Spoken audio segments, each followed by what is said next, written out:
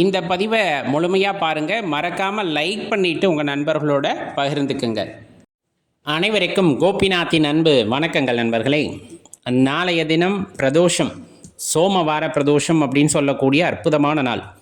இந்த சனி கிரகத்தோட பிரச்சனைனால குரு பகவான் சரியாக இல்லாமல் அல்லது ராகு கேது கிரகங்கள் சரியாக இல்லாமல் கவலையில் இருக்கீங்க, மன உளைச்சலில் இருக்கீங்க அப்படிங்கிறவங்க எல்லாமே நாளைய தினத்தில் நடைபெறக்கூடிய அந்த பிரதோஷ வழிபாட்டில் சென்று கலந்து கொள்ளுங்கள்.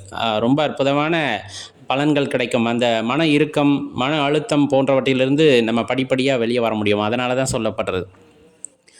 ஆலயத்திற்கு போய் 10 நிமிஷம் தியானம் பண்ணுங்கள். அதுவே ரொம்ப சிறப்பானது. இல்லை நம்மளால் முடியும் அப்படின்னா அபிஷேகங்களுக்கு நம்மளால் இயன்றதை வாங்கித்தரலாம். இயன்றதை எல்லாத்தையும் வாங்கி தரணும்லாம் அவசியம் இல்லை. ஆலயங்களில் நடைபெறக்கூடிய அபிஷேகங்களுக்கு தேவையான பாலாக இருக்கலாம், தயிராக இருக்கலாம், பன்னீராக இருக்கலாம், சந்தனமாக இருக்கலாம்.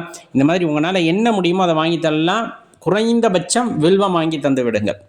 இல்லை நீங்கள் பறித்து கொண்டு போய் கொடுத்தாலும் போதுமானது. பூக்கள் வீட்டில் பூத்துருந்துன்னா உங்கள் கையால் கட்டி கொண்டு போய் கொடுங்க.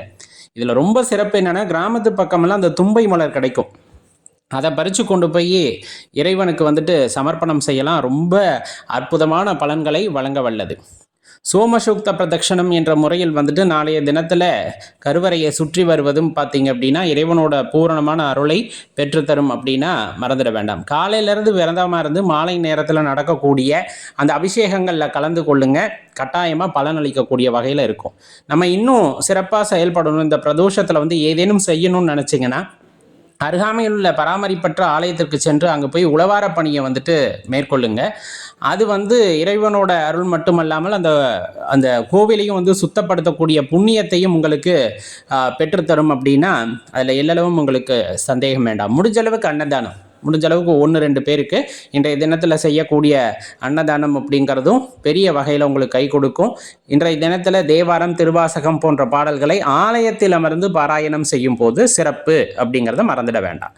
இல்லை வீட்டிலே நாங்கள் பூஜை பண்ணணும்னு நினைக்கிறோம், எங்களால் போக முடியலைன்னா தவிர்க்க முடியாத காரணங்களால் போக முடியலைன்னா மட்டும் வீட்டில் பூஜை பண்ணுங்கள்.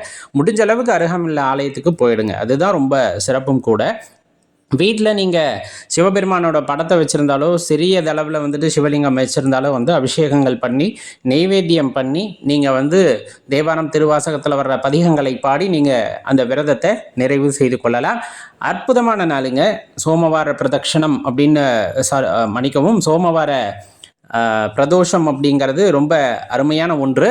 தவற விட்டுறாதீங்க. உங்கள் நண்பர்களுக்கும் தெரியப்படுத்துங்க, அவர்களோடையும் பகிர்ந்துக்குங்க. நன்றி, வணக்கம்.